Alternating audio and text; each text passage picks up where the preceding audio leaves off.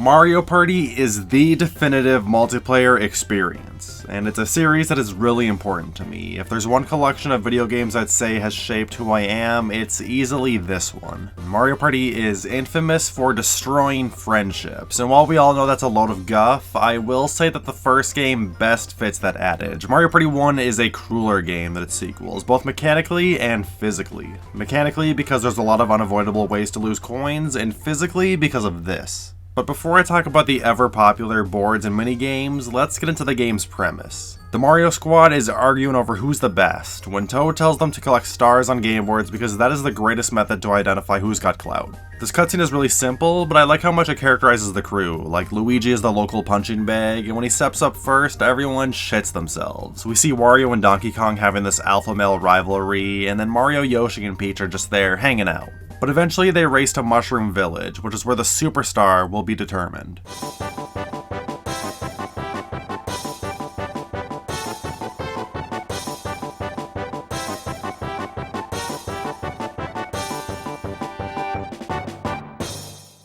Mushroom Village is essentially a menu screen. There's a shop to buy most of the game's unlockable content, a bank where coins, stars, and board-related items are stored, there's the option room. Is this some kind of threat? Alright, well don't get on Fun Gus's bad side, but you can listen to music and voice clips here, and last is the minigame house, where you can replay minigames. There's also a raft that leads to the single player minigame island mode, and a warp pipe that goes to the game boards. One thing that makes these boards stand out from future games is the story-like elements to them. The winner ends up using the power of the stars to resolve some issue, like ending a war between feuding bob-omb races, or uniting two Yoshis separated by a whirlpool-infested ocean. And then on Mario's map, you make a rainbow. I can make a rainbow with a hose, my thumb, and a municipal water system. These stars aren't special. And one more thing I want to mention about the boards before looking at them individually is the game's art direction. Mario Party released in the era where it wasn't uncommon to see developers make complex 3D models and compress them into 2D sprites, and it's an aesthetic that I really like, even though everything has a bad CGI look to it. I especially love Peach and DK's maps because there's a greater sense of scale to each board when you can see the environment from a different perspective, and the characters themselves have higher quality models that are only shown as compressed images. I just love how expressive these are in their winning and losing animations, as well as the title screens displaying everyone interacting with the board themes. So since this is the first Mario Party, let me explain the rules real quick. Everyone takes turns moving around a board, and there's a variety of spaces to land on. Like blue gives you 3 coins, red takes 3 coins, happening spaces interact with the board, like moving the star or altering which paths players can use. There's a Bowser space, which typically makes players lose large amounts of coins. The chance space forces 2 players to trade coins or stars and is determined by dice rolls. The mushroom space lets players either roll again or lose their next turn. And the minigame space gives the player a minigame to play to either earn 10 coins or lose 5 coins on. Coins are used to buy stars from Toad, which costs 20 coins, and whoever has the most stars at the end of the game wins. 50 coins can also be spent on Boo, who can steal stars from other players. He can additionally steal coins for free. There's Koopa at the beginning of the board, and he gives 10 coins away every time you pass him. And finally Bowser, who takes away a whole heaping spaghetti pile of coins if passed. Once everyone's had a turn, a minigame is then played to add more coins into circulation. And these are the best part of the game, because they're quick challenges that are all pretty different from each other, which makes them refreshing to play throughout the game. You can mind your own business or try to sabotage another player. Do what you gotta do to win, and it's this option of duplicity that gives Mario Party its title as the game that destroys friendships. So as I've slightly mentioned, each character has their own themed board, like DK's jungle and Peach's cake, Yoshi's got an island, Mario's in the sky because of Mario 64's wing cap, Wario has a battlefield, which absolutely tainted my opinion on the character as a kid, and Luigi has an engine room? Luigi before 2001 was quite an odd fellow.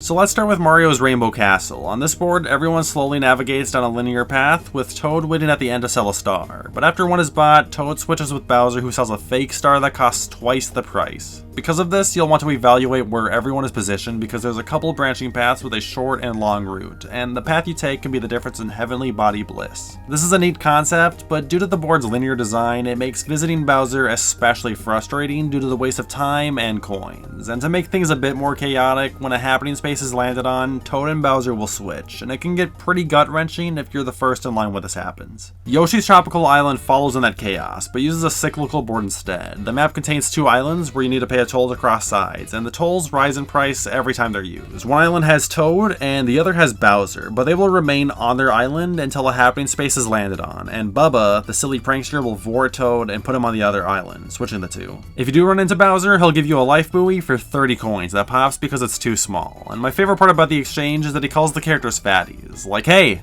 Bowser, brother, haven't you been kidnapping Peach for that dummy thick ass? Or is that not your type anymore? I prefer this board over Mario's Rainbow Castle, but I imagine getting locked to an island because the tolls are maxed out on a 50-turn game can get annoying. DK's Jungle Adventure sets the foundation for how most game boards and following Mario parties will function, by featuring a maze-like design full of junctions, and whenever a star is purchased, Toad will relocate. The gimmick here is that there are womps guarding a few intersections, and they charge 10 coins to let people pass the most recently used path, and unlike the tolls from Yoshi's Tropical Island, the price never increases. Bowser gets in on the action too, charging 10 coins for one specific path, but he's more ethical than the womps since you get a gold statue in exchange. Happening spaces also activate this boulder that forces players in its path to the bottom of the map, and for some reason there are 2 boosts here. Luigi's Engine Room is the closest board to Donkey Kong's, but instead of the crossroads being blocked by thwomps, this board features a set of doors that open and close every turn, forcing players into one path. This makes it tougher to reach the star, since the path to it can be closed off by the time you reach the junction it's behind. There's this machine that you can pay 20 coins to switch the doors instantly, but since your success is determined through dice rolls, I think these are more useful for sabotage. Happening spaces switch the doors too. And Bowser's gig this time is that he can produce money out of thin air, but his fee is 2,000% greater than what the machine can make.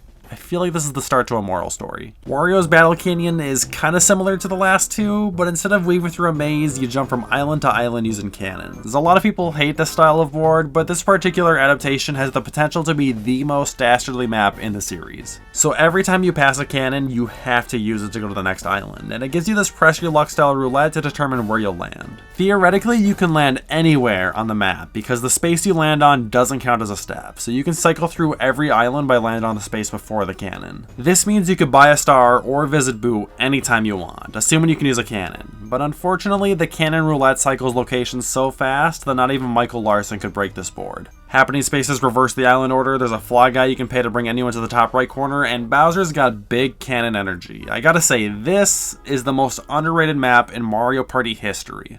But it's not my favorite in this game. Peach's birthday cake balances skill, luck, and gambling, puts them in a blender, and hits frappe. Mwah. This board is really simple, but the longer it goes, the better it gets. The path is essentially a circle, and the star is always in the same location. But just about everywhere else on the map are happening spaces you can pay to plant a piranha plant who will steal a star from the next person to land on that space. It's really valuable because Boo isn't on this board, and on longer games, the map can be a total minefield. But to add some sour milk to this cake, right before the star is a Goomba that forces everyone to buy flower seeds, and one of them makes you visit Bowser. He flexes his cake and steals 20 coins, and then you have to buy another flower seed right after. So if you can't get a star after going bankrupt, you can at least consider investing in piranha plant stocks. There's 2 more boards, but these are locked away at the beginning. Bowser's Magma Mountain can be bought for 980 coins after the main 6 have all been played, and it's a gambler's equivalent to Snakes and Ladders. The board goes around in a circle with a few forks in the road to cut ahead, but to use the shortcuts, you need to wager 10 coins on a 50-50 dice roll. If anyone lands on a happening space, the Magma Mountain will erupt and turn every blue space into a red one for 2 turns. And this time around, Bowser can steal your stars if the 50-50s really hate you. The last board is Eternal Star, which is unlocked after 100 stars have been collected by human players, and it introduces Baby Bowser, who was a recurring character in the early Mario parties. A bunch of these guys are hanging out everywhere on the map, and instead of selling you a star, you have to bet 20 coins that you'll roll a higher number than him. And fortunately, the game gives you a way to die, so it's unlikely that you'll lose, but if you do, you lose a star. Bowser steals stars too, but what really sets this board apart from the others is that there are teleporters that will bounce you all across the map, and after somebody visits Bowser, the teleporters get reset. There's only 3 configurations that the game cycles through, so it isn't too difficult to remember which paths lead where and which configuration. I think it's a pretty solid collection of game boards, and the variety and rules each one brings makes them all worth trying, which is something I can't say for some entries in the series. And you may remember me saying that there's a story playing out on the boards. Those will get resolved once the winner is announced, and the small cutscenes that play are something I'd love to see make a comeback in future installments. Yeah!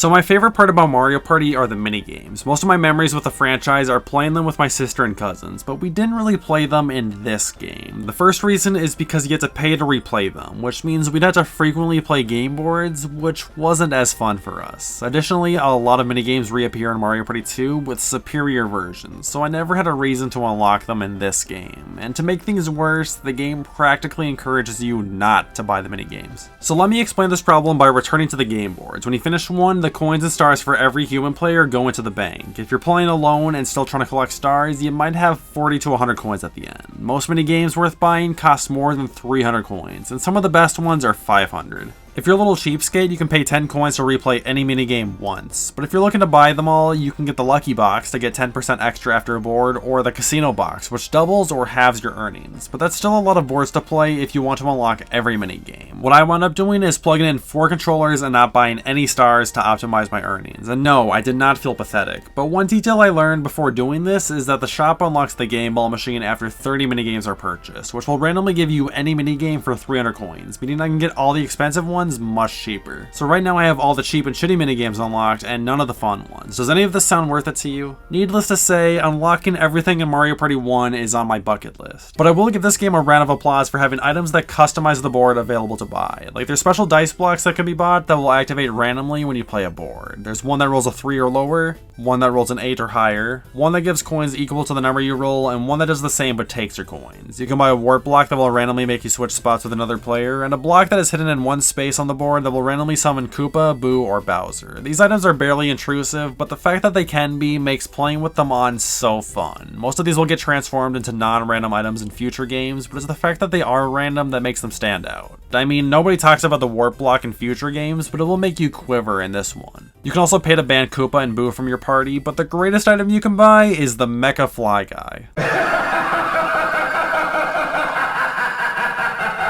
Mecha Fly Guy represents destruction, pain, addiction, pride, corruption, and probably 18 other negative characteristics. So if you know anything about Mario Party 1, it's probably the controversy about its joystick rotating minigames. You spin the joystick to do an action, but the entire world quickly and independently discovered that you can rotate the joystick faster with the palm of your hand than with your thumb. And if you want to win, you'll be spinning it like your life depends on it, and this has led to 2 outcomes. Broken joysticks, and blisters. You won't get blisters from casual play, but if you try out the Mecha Fly Guy over and over again, you'll start to damage your hand. But I could be wrong since Nintendo received so many complaints about blisters that they sent out gloves to anyone asking, as long as they could prove their purchase of the game. My research says this was the glove they gave away, which means they wanted you to pull up to Mario Party looking like Ash Ketchum. I got Mario Party in 2003, so when I got a blister, I just had to deal with it. But the greater loss was the death of 2 controllers. As you can see with this one, I was pushing in pretty hard. I haven't had a joystick break playing this game since I was a kid, but one of the reasons I hesitate to play it with anyone is because I'm afraid of another joystick going limp. Hey, so funny thing, while recording the final board, my main controller I've been using for 15 years just broke during a joystick rotating minigame. There's a way to recalibrate the stick by pressing left, right, and start, but mine reversed to tilting up right away, so that's ironic. Fortunately, only 5 minigames use the joystick rotation control scheme, so they aren't super common, but Mario Party has a measly 50 minigames in its library, making it one of the smallest collections in the series. And as I said, many will appear in Mario Party 2 with slight tweaks that make most of this game's versions inferior. Platform Peril, Facelift, Skateboard Scamper, and Hot Rope Jump are just a few of the minigames I love that received this upgrade, and playing them in Mario Party 1 just isn't the same. If this happened today, I think Mario Party 2 would be viewed more as a lazy game, but I give it a pass since I played 2 first, and as I'll share in a bit, I'm super emotionally attached to that game. Some other games that get remade in the sequel received huge rule changes, like Balloon Burst and Mario Bandstand, which are turned into team minigames, and Grab Bag, which puts players' coins on the line when played in this game, but uses MacGuffins in 2. That's something Mario Party 1 is unique for. Outside of space-related minigames, this is the only Mario Party where you can lose coins for losing a minigame. Like I said with Grab Bag, people can steal each other's coins. The loser in Hot Bob-omb loses coins. Bash and Cash is just 3 players beating the living piss out of a single player and stealing their coins. Paddle Battle and Crane Game are both coin-leeching games. If you lose a 2 versus 2 minigame, you lose 10 coins. It's amazing how any progress can be made on a board when so many minigames result in a transfer of coins. But this game also features a ton of minigames that give away coins, like Box Mountain Mayhem, Coin Block Bash, Coin Block Blitz, Treasure Divers, Deep Sea Divers, Castaways, Coin Shower Flower, and Hammer Drop. And just to highlight some of Mario Party 1's exclusive minigames, I especially love that there's 2 minigames where everyone has to work together, and all it takes is one person to ruin it for everybody. It's this uniqueness that makes Running of the Bulb one of the greatest minigames in the series, because the goal is to endure waves of boos for roughly a minute. But you can also just not help, because that's the nature of the game. Keep Away is the other team-based minigame, but it's pretty easy to win alone if you have the key. Bombskyball is a unique 2 vs 2 minigame since it immediately gives one team an advantage, and it's the first time I could fake the funk on a nasty dunk. Treasure Divers is a fun coin minigame, and it could easily be adapted into a non-coin one. I really like Mario Bandstand for its variety and playstyles, even though it's very simple, and seeing Donkey Kong with a trumpet warms my heart. Buried Treasure is a quick scavenger hunt I really like, even though its controls are biased against left-handed homies like myself, and Piranha's Pursuit is the hard mode to skateboard scamper, but if you're coordinated, it quickly becomes a single-player minigame. The single-player minigames were something I mentioned with the spaces, and they take up 20% of Mario Party 1's minigame roster. I don't particularly hate these games, but if I could have the choice between these or having 10 more 4-player minigames instead, I would easily choose the latter. A lot of these are just duds, like there's memory, pattern recognition, blisters. Limbo Dance is pretty challenging, and Teetering Towers was a minigame I was determined to win when I was little, but I'll give the spotlight to Whack-A-Plant, which is one of the best minigames in this collection, but you can win 36 coins, which makes it extremely busted.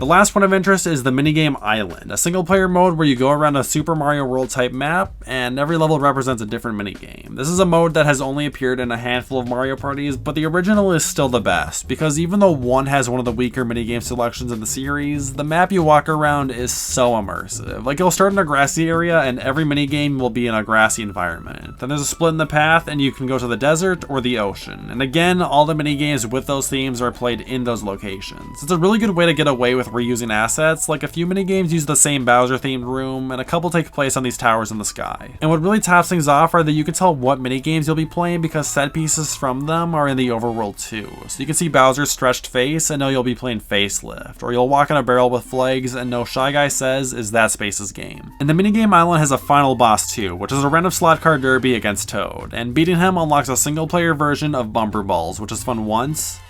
That's it. I didn't mention Bumper Balls because I think that minigame sucks. But the minigame Island is just a great way to give a single player some motive to play the minigames without paying for them. And it's a shame that Mario Party would stray away from this mode 2 games later. So that's all I've got to say about Mario Party 1. It started up one of my favorite video game franchises, and even though it has a lot of negatives to it, like causing blisters, breaking controllers, and being overshadowed by its sequel, it is one of the most replayable games in the series with its 8 boards and the minigame Island. Now can someone please help me replace this joystick? Mario Party 2 is the most influential video game in my life. It wasn't my introduction into video games, but it was the one that launched me into the gaming stratosphere, and it's because of this game that I think my childhood was one of the best you could ever ask for. I first came into contact with Mario Party 2 at the grocery store, when my parents let my sister and I each rent a game for our brand new, used Nintendo 64. I had no idea what game to pick, looking at all the boxes, but my sister seemed to recognize a character on one game, since I remember she said, "Oh look, they have Mario," when we passed the games that started with M. And the game she picked up after making that comment featured a cowboy on it, labeled Mario Party 2, and that was the game she rented.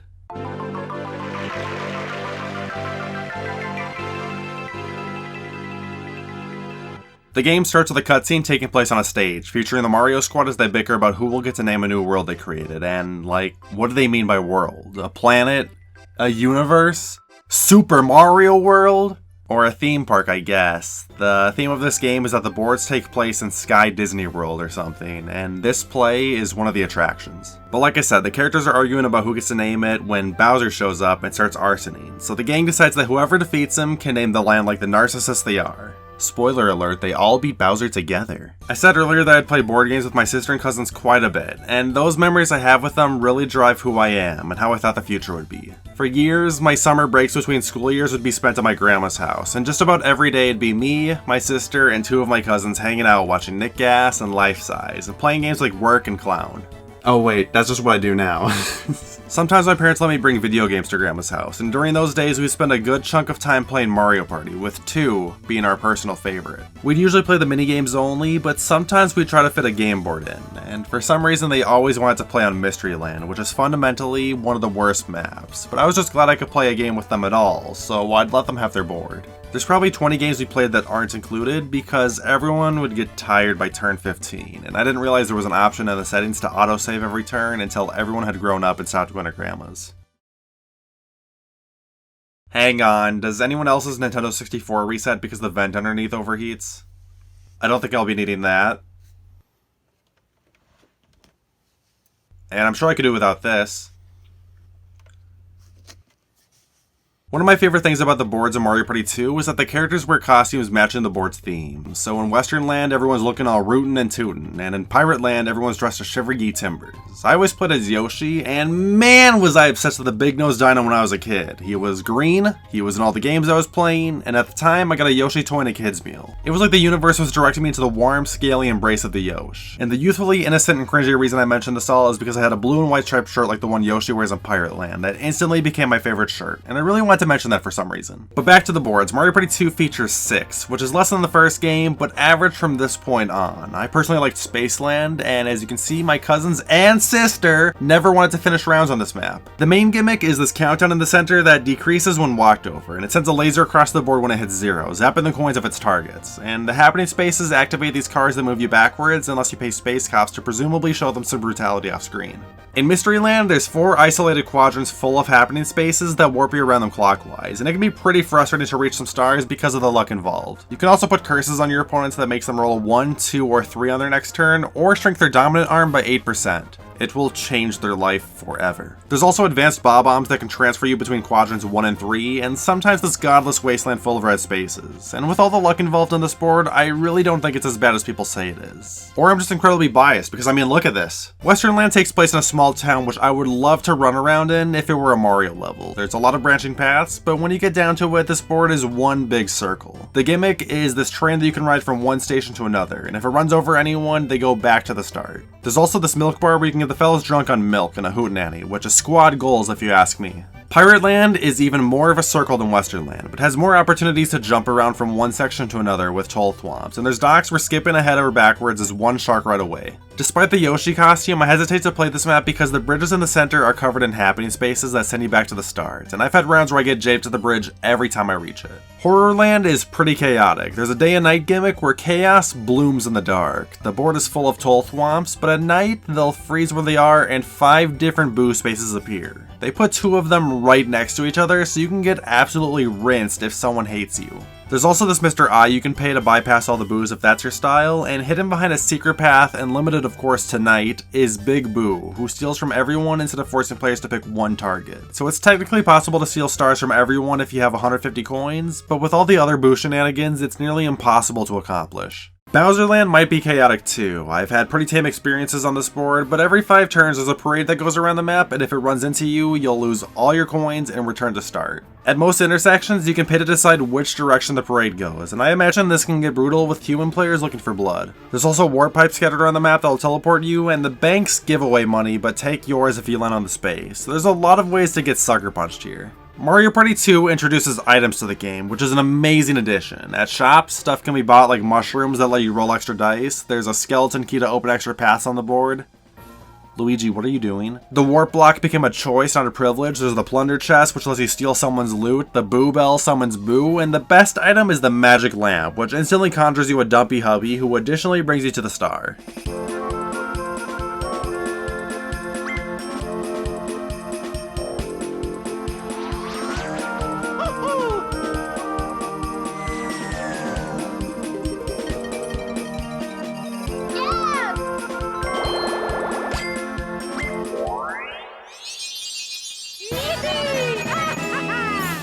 There's also the item space, which lets you play a board-specific minigame to get one of these items for free. Another new space is the battle space, which forces players to pool in coins to play a special minigame. I'll talk more about these when I get to the minigames. And then there's the bank space that I mentioned with Bowser Land, but in every other board it takes 5 coins whenever a player passes it. But if anyone lands on the space, they'll get the money that was invested. Last is Koopa Kid's space, who also takes 5 coins away. This space moves to where the last star was, which can add a level of strategy in deciding whether or not to race somebody for the star. Additionally, if the Bowser Bomb item comes into play, Koopa Kid transforms into Bowser in costume and runs around the map for a bit, doing the hokey pokey and accepting generous donations. And the last thing about the boards I want to mention is how the winner is announced. Mario Party 1 may have told stories on its maps, but the story of every Mario Party 2 board is how Bowser got his ass kicked. The reward is more than just pride. It's a cutscene just for you, and they play into the amusement park theme since I assume these are all skits. But how do you explain this?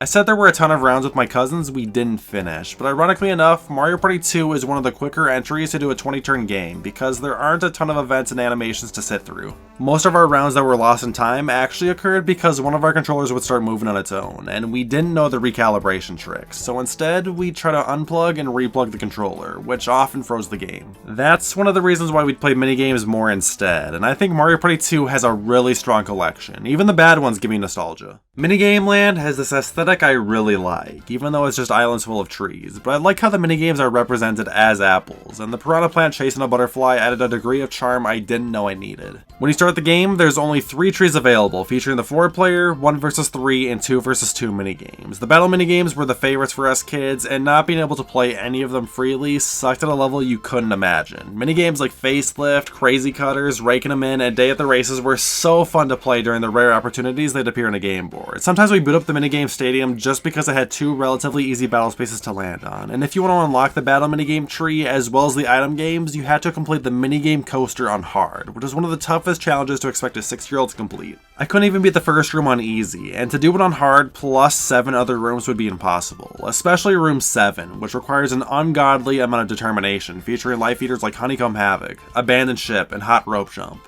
And as you can see, I've done it. But it was years after my cousins stopped going to my grandma's house. Man, it sucks growing up sometimes. I did this for them, and we never got to enjoy the spoils together. At least I have my memories of all the minigames we'd play over and over again, so here's my thoughts on a bunch of them. We'll start with my all-time favorite and the first minigame I ever played, Platform Peril. I couldn't have asked for a better minigame to begin my Mario Party career with. All you have to do is jump from platform to platform, but my uncoordinated kid vessel couldn't even jump across the first one. And after failing so quick, I had to sit there and watch the computer players beat it so easily. It made me determined to get to the end, to win. So when I found out how to replay minigames, I went back to Platform Peril and played it over and over again, failing every single time but getting just a bit closer and a bit better with each attempt. I spent hours and days playing Platform Peril just so I could beat it, and finally, I made it to the end, and that was one of my biggest achievements as a gamer. Another one of the greats is Hexagon Heat, which has some physics that make this minigame super competitive for me. Jumping on your opponent's heads can launch you in a random direction, so there's a layer of strategy in trying to position yourself under somebody, and the ground pound is a great risk versus reward attack because of it. If I had the means to do it, I'd be hosting Hexagon Heat tournaments daily. Mecha Marathon, or Mecha Marathon as we called it, was our introduction to the button mashing genre, which is one of our favorites. Hot Rope Jump is one we play a bunch, sometimes using our feet or sitting upside down just to make it more challenging.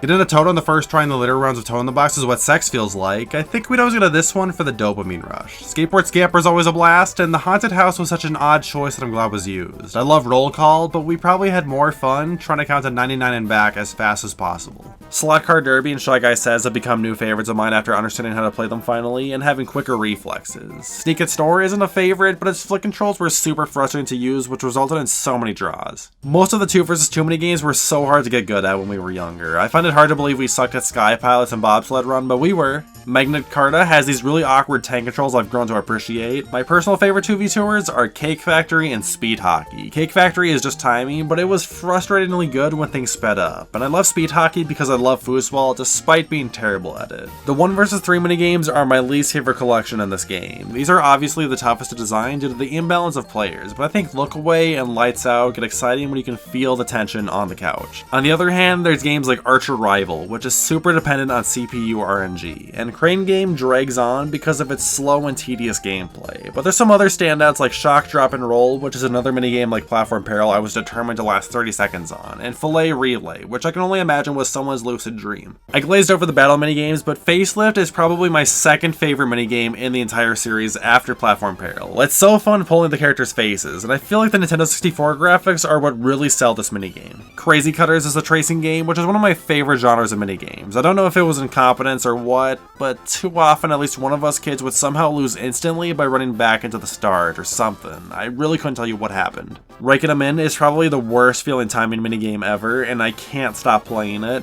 Bumper Balloon Cars is another one I've started to enjoy recently, even though it uses the tank cars. Bowser's Big Blast set the bar for luck minigames, and Day at the Races was satisfying to watch despite being another luck minigame. And can anyone agree with me that Boo wins the most in this, while Thwomp almost never wins or gets second even? And then there's the item and duel minigames. I'm never dying to play any of these since they're pretty simple, like some duels are be the closest to count 2 seconds, or have a quicker reaction speed than your opponent. And item minigames feel pointless in free play, but these games may determine which boards you want to play, like the oh so coveted Mystery Land has great duel and item minigames, while Bowserland has RPS and Slot Machine.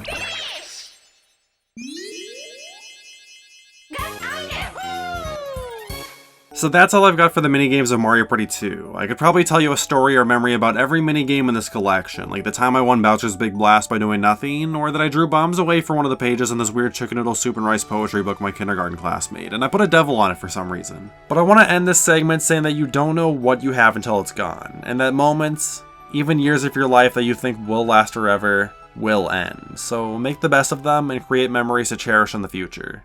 When I was 6, I wasn't thinking about how many years I get to spend seeing my cousins playing Mario Party. I just knew I'd see them every summer.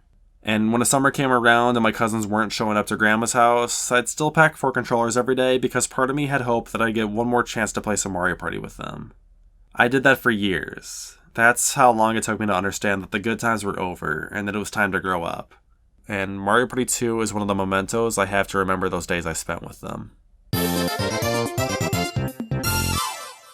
Of all the Mario Parties, I'm most excited to review the third game, because I have not touched this one in a long time, which I find pretty surprising since there was a brief period where it was my favorite game in the series. Mario Party 3 has one of the best and most replayable collections of minigames. I play them with my sister and cousins dozens of times in a row. Maybe not as much as we did with Mario Party 2, but this game has more that we played. That being said, I hardly remember playing the game boards with them, or even alone. I think I reset my file at one point, but this is embarrassing. I can't blame us though. I got a shiny new GameCube a year later, and it didn't take long for me to stop making memories with Mario Party 3. But during my replay, I fell in love with this game again, and it could be argued that this is the best Mario Party ever made. Mario Party 3! In my first 2 Mario Party videos, I quickly explained the game's stories at the beginning, but Mario Party 3 decided to step it up and create an actual story mode. So what I'll be doing is summarizing the premise, then I'll review the game boards, and afterwards I'll go more in depth with the story. So once again, the Mario crew is arguing about who the superstar is, but this time it's all instigated by a silver star crashing outside Peach's castle. This is the Millennium Star, a star born every 1,000 years that can grant anyone the ability to become the superstar of the universe.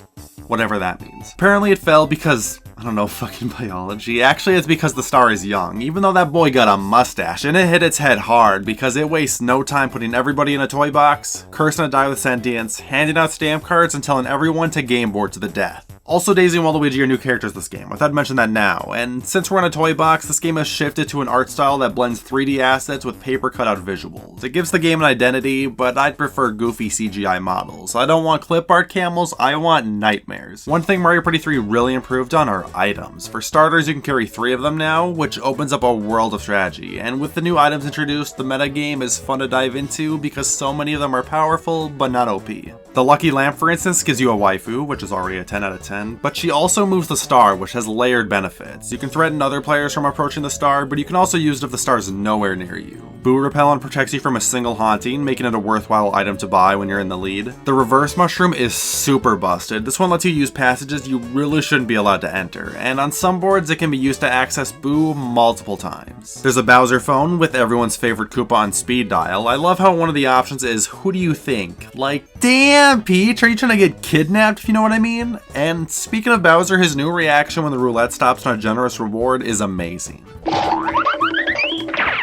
There's one more phone, the Cellular Shopper, which lets you use the shop without visiting one. And this brings me to the next set of features unique to Mario Party 3. In this game, Toad and Baby Bowser share roles, like being shopkeeper and announcing the final 5 turns. The shop is actually really important since both characters sell different items, so what options you have are random. And sometimes when you land on an item space, one of them will appear and ask you a question like, if you saw me dying of dehydration, would you offer me a bottle of water? And depending on your tone of voice when you say no, you may or may not receive an item. This one turn I landed on the item space in front of a key door that the star is right behind, and just my luck, Toad asked me what item I want if I could get one right now. So of course, I tell him the skeleton key would be super helpful. And Toad, being the nice guy he is, rewards me for being honest.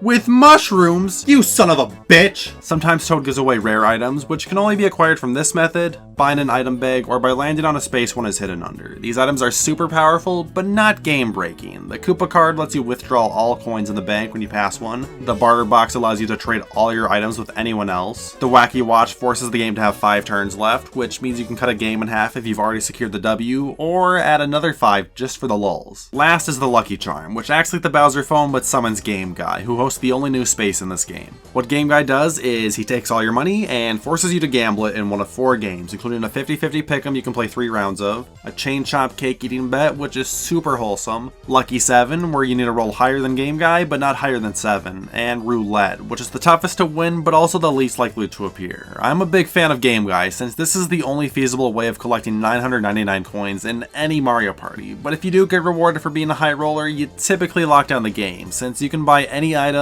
steal stars, lose 50 battle minigames, and still have 100 coins to spare. So all these items and additions give Mario Party 3 huge potential as a strategy game. Unfortunately, I think it has some terrible boards. A lot of them are just poorly designed, and then they add gimmicks that typically make them worse. A key addition being Action Time, which adds an interactive element to the boards, giving a little bit of depth in how you play. But I'd only say one of them is good. Let's start with Chilly Waters, which is pretty similar to Spaceland for Mario Party 2, except its central gimmick sucks. In the middle of the map is a pool of thin ice. It has multiple entrances and multiple exits, but once 2 people step on it, the ice will crack and both players will return towards start. It sounds like a neat risk-reward option, but for no reason at all you have to flip a coin to determine if you can actually leave the ice, and let me tell you, it is not fun getting tails. For the Action Time event, a snowball can show up and you can decide to jump over it or let it chase you into a corner. It's not that bad of a gimmick, but the board's square design and risk field center makes it mostly unhelpful. Deep Bloober Sea is the board with a good Action Time event, and my personal favorite in this game. This one features a fish in the top left corner that likes to inhale things, and if you're in a zone you can either mash A until the dude stops breathing, or you can get vored and spit out in one of the other 3 corners on the map, and unlike Chilly Waters, you're more likely to consider the journey. The downside to this map is with its design. It's split into 2 halves where you not only have a 25% chance of getting sent into the half you don't want, but on top of that there's a roughly 30% chance a blooper will swap you over, and if either of those happens, it feels like a huge time waste. Spiny Desert has this cool gimmick where there's 2 stars on the map, but one of them is a mirage. It makes the game more interesting since you can be the first to a star only to get blue-balled by dehydration. That being said, this is one of the worst designed boards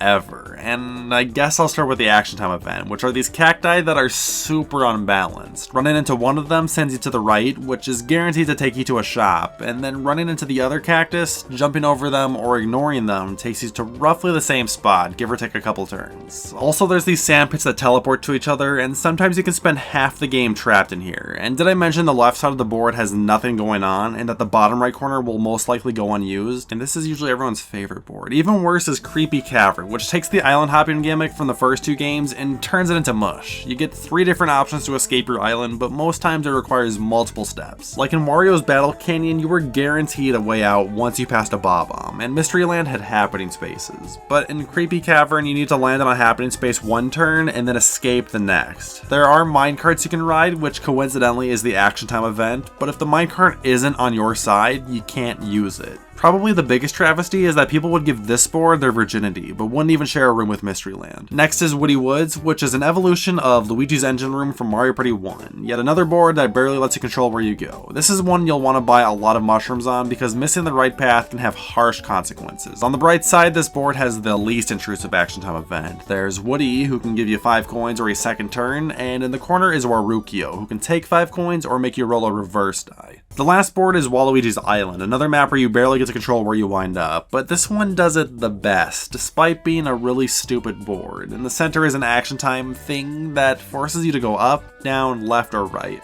I think the way it works is that it's randomized for the winner, but it slows down the worst you're doing. And then there's a lot of other weird gimmicks, like this ring at the bottom that borrows Spaceland's countdown that can zap all your coins when it ignites. In the top right corner is a coin flip that determines if you can visit Boo or not. And in the entire top left is an island of identical spaces that changes each turn. It can be pretty difficult to get in here, but once you're in, it's mania. This place has guaranteed chance times and item spaces, so it's the perfect place to give everyone a heart attack. And you may be wondering why Waluigi gets the final board instead of Bowser this time. Well, that takes us back to the story mode. As I said before, the goal is to collect stamps from the Millennium Star in order to become the superstar of the universe.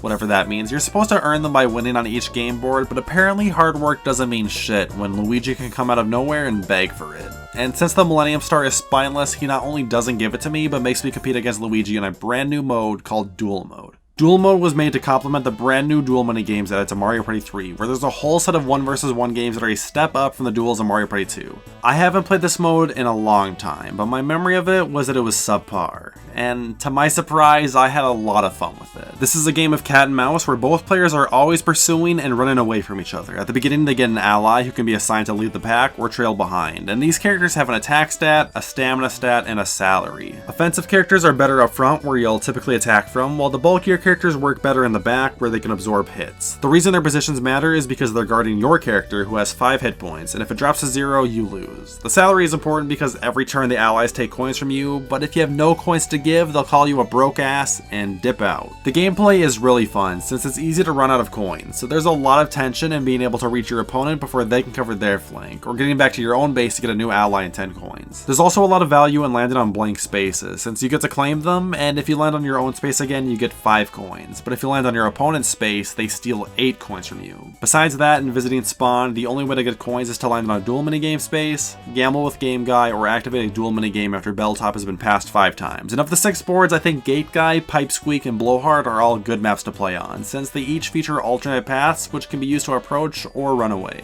Gate Guy requires 5 coins to use a shortcut, Pipe Squeak's pipes send you in a random corner when you use them, and Blowhard's fans flip your allies' positions if you want to cut a corner. Arrowhead might be a good map too, but my game ended so fast I can't judge it properly. And then the other 2 maps aren't great. Mr. Mover is bad because it can lock you out of Spawn, and Backtrack has merit to it, but its linear design gives players less input in their fate. And of the allies, there's Goomba, Koopa, Toad, Boo, Bob-omb, Womp, Thwomp, Piranha Plant, Chain Chomp, Sniffit, Mr. Blizzard, and Baby Bowser. And what's nice about these characters is that all of them are viable, since coins drain pretty quickly unless you win 400 from Game Guy. It's also just a treat to see characters like Mr. Blizzard and Sniffit getting a moment in the sun. I mean, Sniffit busted out the white Nikes for the occasion, that's how serious he is. And relaying this all back to the story mode, once you win a duel, then you get your card stamped.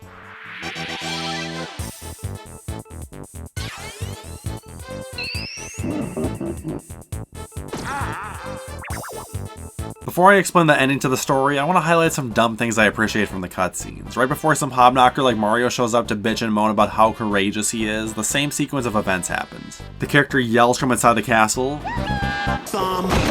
Then they run all the way over to us and whisper sweet nothings into Tumble's ears. And Tumble's dialogue is so bad I can't help but laugh every time. Tumble speaks on behalf of all the characters, but he has to ruin them all by saying that's what he claims. That's what she said. That's what he's crying about. He's just roughly translating Donkey Kong and never being sympathetic to anyone. Also, Yoshi's celebration dance is just... Don't mind if I hit that.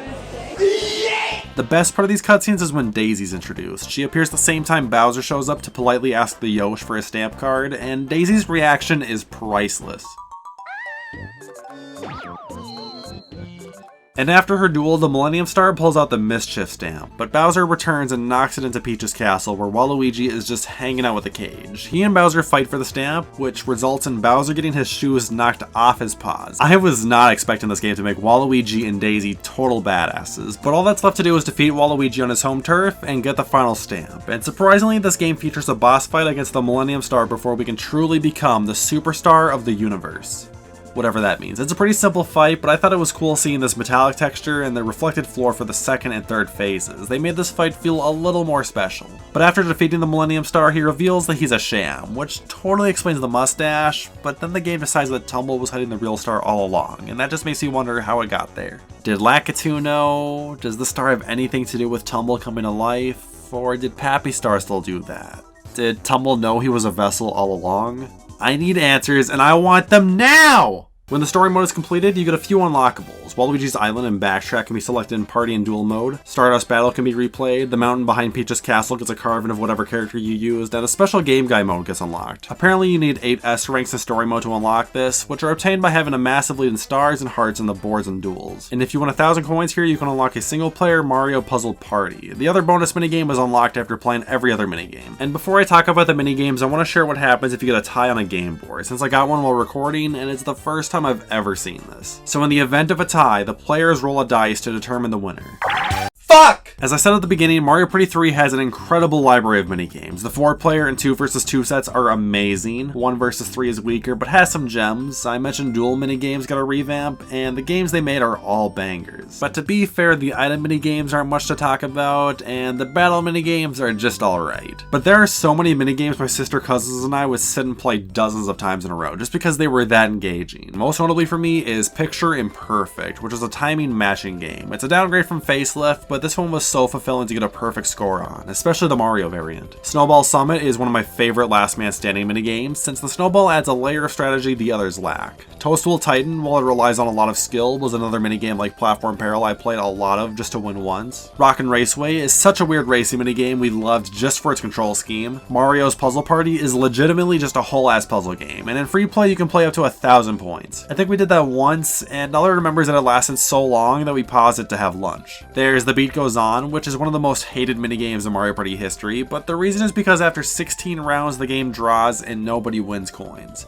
Oh, you hate it because you and your friends all have amazing memory. Fuck outta here with that head-ass flex. And then there's Messy Memory, Chip Shot Challenge, Awful Tower, Cheap Cheap Chase, Pipe Cleaners, Parasol Plummet. Oh my god, they went too hard. 2 vs 2 has Eats a Pizza, which is my favorite minigame in Mario Party 3. Us kids weren't fast mashers, so we would try over and over again to clean the plate, but always fell short. Pump Pumpin' Away is one we played a bunch of just to set as high of a record as we could. Slot Sync is a co-op Toad in the Box, so it gets an A+ from me. There's Baby Bowser Broadside, Cosmic Coaster, Picking Panic. It's just another solid set of minigames. 1 vs 3 has Ridiculous Relay, which I enjoy just for its variety and control schemes, and it's another minigame we'd play on repeat. And then the rest are kinda weak, but I like Thwomp Pull and River Raiders. Boulder Ball and Crazy Cogs are good additions too, but the rest are kinda bad. The battle minigames are a bit of a miss for me. Mario Party 2's battle minigames were so good and so elusive that I treated them as a holy grail of sorts. Mario Party 3 redefined what a battle minigame should be, where all of them require a skill set so simple that you'll never feel confident in a victory coming in, except for All Fired Up, which is the most skill-based. Eyesore works really well since it's easy to mess up, so it makes you want to rush and be patient at the same time. Locked Out is a sweet idea that ups the intensity when 200 coins are on the line. Three Door Monty and Slapdown are the best examples of games where anyone can win, since they both require a quick reaction time but punish trigger fingers. And like Mario Party 2, there's 2 luck minigames in here, and I can't complain since I've literally spent hours replaying Merry Go Chomp with my cousins and Stacked Deck with my neighbor, but these two don't hold a candle to Bowser's Big Blast or Day at the Races. And the dual minigames are another collection of gems. There's Vine with Me, a side-scroller vine swinging race, and my personal favorite duel. Motor Rooter is another great race minigame. TikTok Hop is the best iteration of the jump rope genre. Bowser Toss is one I'll never understand, but that hasn't stopped me from pouring so much time into it. There's Silly Screws and Popgun Pickoff, which are some simpler ones worth trying out, and Foul Play is such a stupid concept that I'll never stop getting excited for.